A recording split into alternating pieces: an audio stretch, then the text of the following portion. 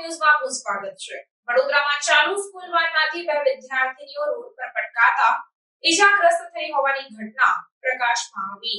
વડોદરા શહેરમાં એક ચોંકાવનારી ઘટના બની છે, જ્યાં ચાલુ સ્કૂલ વાનમાંથી બે વિદ્યાર્થીનીઓ પટકાઈ હતી।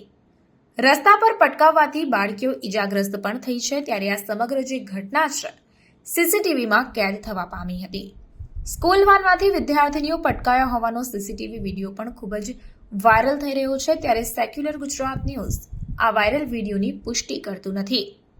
હવે સમગ્ર ઘટનાની વિગતવાર જો વાત કરીએ તો આ ચોંકાવનારી ઘટના તારીખ 19 જૂનની હોવાનું સીસીટીવીમાં ઉલ્લેખ છે। વાન ચાલક સોસાયટીમાંથી વિદ્યાર્થીઓને બેસાડીને પૂરપાટ ઝડપે ચલાવી રહ્યો હતો, ત્યારે આ ઘટના બની હતી। જો કે સ્કૂલ વાન સોસાયટીમાંથી જતી હોવાના કારણે મોટો અકસ્માત ટળ્યો હતો, પરંતુ વાનના પાછળના ખુલ્લા દરવાજામાંથી પટકાયેલી વિદ્યાર્થીનીઓને ઈજાઓ પહોંચી હોવાનું પણ જાણવા મળી રહ્યું છે। સીસીટીવી વિડીયો વડોદરાનો હોવાની ચર્ચા છે, જો કે સેક્યુલર ગુજરાત ન્યૂઝ આ વિડીયોની પુષ્ટિ કરતું નથી। સીસીટીવીમાં સ્પષ્ટપણે જોઈ શકાય છે કે પૂરપાટ ઝડપે વાન ચાલી રહી છે અને અચાનક જ તેમાંથી બે વિદ્યાર્થીનીઓ વાનના પાછળના દરવાજેથી રોડ પર પટકાય છે। દરેક શહેરમાં સ્કૂલ વાનમાં ક્ષમતા કરતાં વધુ વિદ્યાર્થીઓ બેસાડવામાં આવતા હોવાની વાત અનેક વખત સામે આવી ચૂકી છે। કડક નિયમો હોવા છતાં સ્કૂલ વાહન ચાલકો વિદ્યાર્થીઓના જીવ જોખમમાં મૂકી રહ્યા છે। ઉલ્લેખનીય છે કે રાજકોટ અગ્નિકાંડ બાદ સરકાર સફાળી જાગી હતી અને ડ્રાઈવ ચલાવવામાં આવી હતી।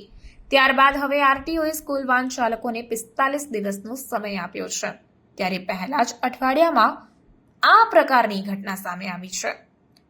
કેટલાક સ્કૂલ ડ્રાઈવર પાસે તો લાયસન્સ પણ નથી, પીયુસી વગરની ગાડીઓ, કાળા કાચવાળી ગાડીઓ, કેટલી સ્કૂલ વાનમાં ફાયર સેફટી નથી, તે છતાં આંખ આડા કાન કરે છે સ્કૂલ સંચાલકો અને ટ્રાફિક પોલીસ।